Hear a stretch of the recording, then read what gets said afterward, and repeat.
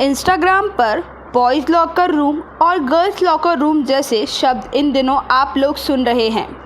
किस तरह से नोएडा के बड़े स्कूलों में पढ़ने वाले छात्र छात्राएं अश्लील बातचीत करते हैं, जहां हमारे देश में एसिड अटैक किया जाता है, वहीं दूसरी ओर लड़कियों का रेप किया जाता है और बाल हत्या जैसे बहुत से केस हमारे देश में होते हैं।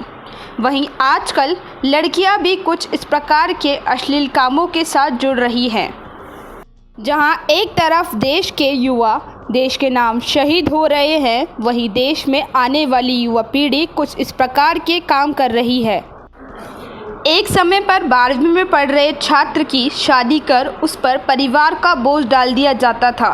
वहीं इस प्रकार 12वीं में पढ़ रहे छात्र कुछ ऐसे काम कर रहे हैं, न केवल वह लड़के बल्कि यहाँ लड़कियाँ भी ऐसे काम में जुड़ी हुई हैं। खबरों की माने तो इंस्टाग्राम पर बॉयज़ लॉकर रूम और गर्ल्स लॉकर रूम जैसे दो चैटिंग ग्रुप बनाए गए हैं, जिसमें बॉयज़ लॉकर रूम पे तो पुलिस ने कार्रवाई कर ली है, लेकिन गर्ल्स लॉकर रूम पे अभी कोई कार्रवाई नहीं हुई है।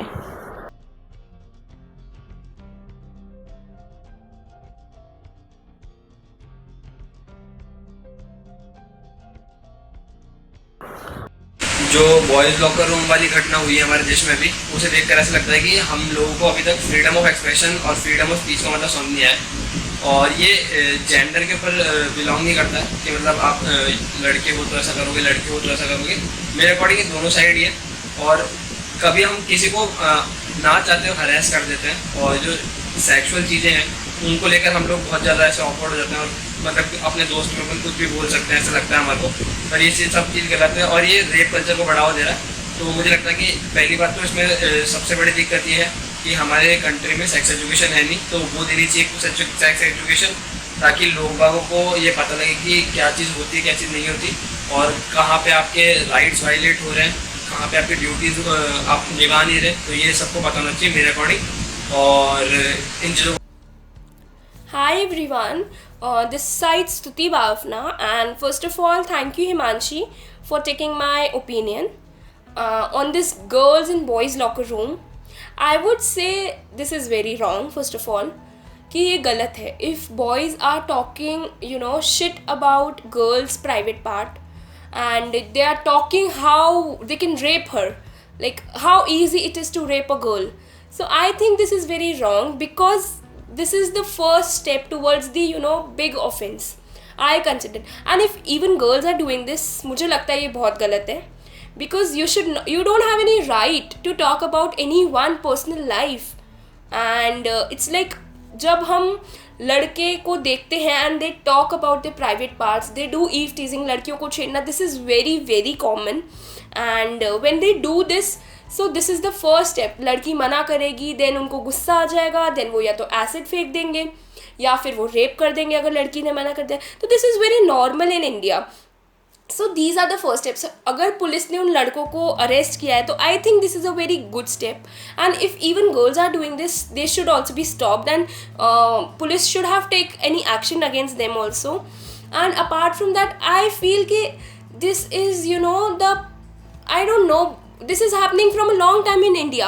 लाइक द्रौपदी के साथ भी उसकी साड़ी का वो हुआ था, उसकी मतलब she was menstruating in a room and उसको बाहर लाया था, उसके बाल को खींच के, and all the violence and all the stuff happened with her also.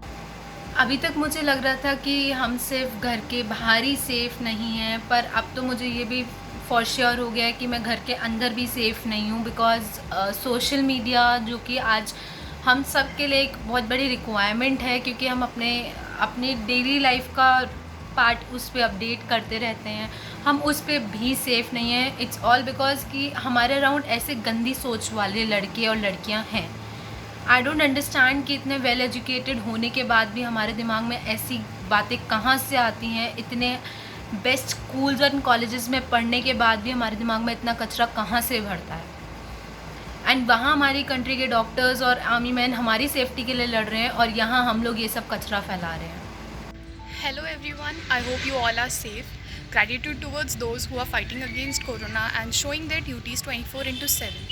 तो जैसा कि इस लॉकडाउन में सबको पता है कि हम लोग घर बैठे बैठे हमारा एंटरटेनमेंट हो रहा है, जैसे कि हम सीरियल्स देख रहे हैं जो टेलीकास्ट हो रहे हैं, पुराने सीरियल जैसे कि रामायण है, महाभारत है, कृष्ण जी की लीला है, उससे हमें बहुत कुछ सीखने को मिला है। जैसा कि रामायण में कहा गया है, बहुत सारी अच्छी चीज़ें हैं जो अपनानी चाहिए, बहुत सारी बुरी भी हैं जो नहीं हमें अपने आप से दूर रखनी चाहिए।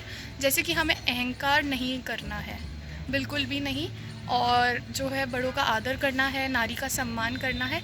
ऐसी बहुत अच्छी चीज़ें हैं जो रामायण में बताई गई हैं। लेकिन इस लॉकडाउन में हमारे सामने एक नई कहानी आई है जिसे हम बॉयज़ लॉकर रूम के नाम से जानते हैं या जो सुनाई पड़ रहा है। देखो, ये जो लोग होते हैं ना, वो गंदी नाली के कीड़े होते हैं और इनको आप प्योरीफाइड वाटर में भी डाल दोगे तो ये हमेशा ही गंदे रहेंगे। इनकी सोच को हम कभी नहीं बदल सकते, बिल्कुल भी नहीं। अगर जो ऐसे सीरियल्स इतनी अच्छी अच्छी चीज़ें देखकर भी नहीं सीख पा रहे हैं तो इनका तो हम कुछ नहीं कर सकते। लेकिन हाँ, इनका हमारी पुलिस बहुत कुछ कर सकती है। हमारी पुलिस जो 24/7 हमारे लिए अभी इस लॉकडाउन में काम कर रही है, ऑफ कोर्स वो इन जैसे लोगों को पकड़ेगी। और बहुत अच्छी बेस्ट एग्जांपल देखें तो वो है कृष्ण जी और अर्जुन जी का। उनका जो फ्रेंडशिप है वो बहुत ही अच्छा और बहुत ही प्योर दिखाया गया है, तो उससे कुछ सीखें। Children know what to do with the chat. So, the best way to deal with such things is to complain the police that yes, this has happened. This is the first step you should do when such things happen. If the police do not reply to you properly or do not take the right steps for you, then then your step can be to talk about it in public. Then you can do that, not that way that the girl did, the putting screenshots and doing such stuff. She can share some screenshots so that people can get example ki, yes, this is happening, and she can generally talk about that this is happening with me, the police is not doing the thing properly, and they are not talking about it, they are not doing anything. If anything like girls locker room exists or not, or it was just a Photoshop, that is not the case here. The only case is negative and the positive sides of it. Deal with the situation rightly.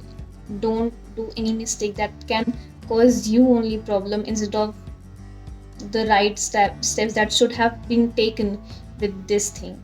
So yeah, stay safe guys. ये सब बहुत disturbing है। Day and night हर social media पे girls locker room, boys locker room के बारे में पढ़ना और देखना, और हम ऐसी अभद्र टिप्पणियाँ कर रहे हैं एक दूसरे के बारे में। बहुत सी और भी चीज़ें हैं देश जिससे अभी लड़ रहा है, और अब ऐसे लोगों की दिमाग की गंदगी भी हमें झेलनी पड़ रही है। About boys' locker room, my thought is exactly that. The responsibility lies squarely on the shoulder of parents. No more boys will be boys. Boys have to behave and girls learn to protect themselves. Thank you. Hello everyone, जैसे कि आप सभी जानते हैं, अभी recently हमारे सामने boys locker room के बारे में काफ़ी सारी न्यूज़ आ रही हैं और उसमें काफ़ी सारी चीज़ें खुल के सामने आ रही हैं, जिसमें कि लड़कों ने लड़कियों के बारे में काफ़ी सारी ऐसी चीज़ें कही हैं जो कि बहुत ही इंसल्टिंग है, बहुत ही गलत हैं। मुझे पर्सनली ऐसा लगता है कि बजाय अपने घर की लड़कियों को संभालने के, हमें अपने घर के लड़कों को संभालना चाहिए और हमें इन चीज़ों का ध्यान रखना चाहिए कि वो बाहर जाके क्या करते हैं, किस तरह के लोगों से बात करते हैं। ये मैं बहुत अच्छी तरह जानता हूँ कि आप हर चीज़ पर ट्रैक नहीं रख सकते, लेकिन इसका मतलब ये भी नहीं है कि आप यहाँ पे लड़कियों को गलत ठहराएं कि उन्हें अपना अकाउंट प्राइवेट रखना चाहिए था या उन्हें ज़्यादा सेफ्टी रखनी चाहिए थी, किस तरह के लोगों से बात करना चाहिए, किस तरह के लोगों से बात नहीं करना चाहिए। ये समझाने के बजाय अगर हम हमारी सोसाइटी को सुधारेंगे, हमारी सोसाइटी में रह रहे लड़कों को सुधारेंगे, तो डेफिनेटली हमें अपनी बेटियों को ये सिखाने की ज़रूरत नहीं पड़ेगी कि उन्हें किससे बात करनी चाहिए, किस तरीके के कपड़े पहनने चाहिए, कहाँ आना चाहिए, कहाँ जाना चाहिए, क्योंकि जितना हक लड़कों का है उतना ही हक लड़कियों का भी है। अगर हम जेंडर इक्वालिटी की बात करते हैं तो हमें जेंडर इक्वालिटी की रिस्पेक्ट भी करनी। चौंका देने वाली बात तो ये है कि इस ग्रुप से जुड़े अधिकतर छात्र स्कूल में पढ़ते हैं। क्या ये शिक्षा की कमी है या फिर सोच की?